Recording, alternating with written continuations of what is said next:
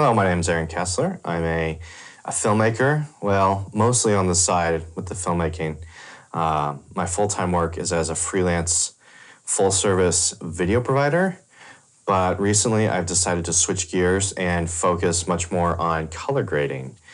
So now I am available for hire as a freelance colorist. Feel free to shoot me a message if you're interested. But today I wanted to make a video and give you some insights into the world of color and what it might be like to work with a colorist and what are some things to consider. So I am not a professional YouTuber, so bear with me. This might be a little rough, but we'll iron things out as time goes on. So first thing I wanted to talk to you today is about the director of photography's intent, and the director as well, but primarily the director of photography. So as a colorist, when I get a project, my first goal is to determine what the core emotions of the video or film are and how they were meant, what the plan was to bring out those emotions in the cinematography. So emotion is key. There's also practical elements like what is the story? Was this shot in Mexico? Was it shot in Alaska? What time of day? So there's certainly practical things, but first I want to determine what are the emotions of the story. You know, what are we trying to do with this cinematography?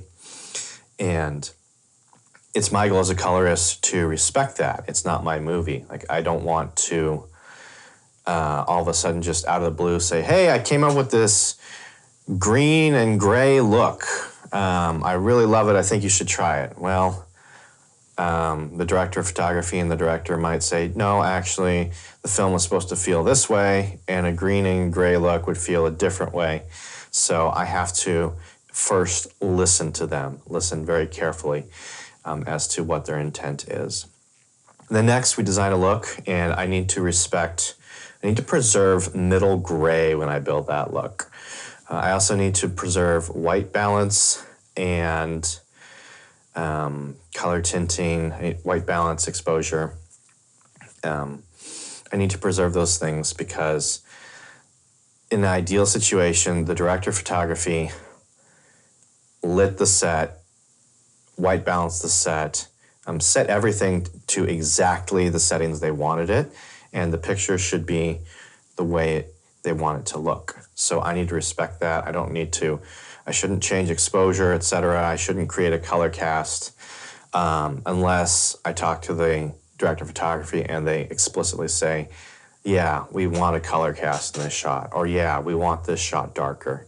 So my first plan, though, is to build a look that respects middle gray so that I can deliver the director of photography the image that they were looking for. And then it's just the director of photography and the director's movie. Well, the director's movie and the director of photography's photography. So I'm really at their beck and call. Yes, there will be times when I need to give creative input, but it's always subordinate to that overall vision of the film, subordinate to that vision of the cinematography. And it's my goal to bring that out with color and work with the director of photography to help them achieve the look and the feel of the piece.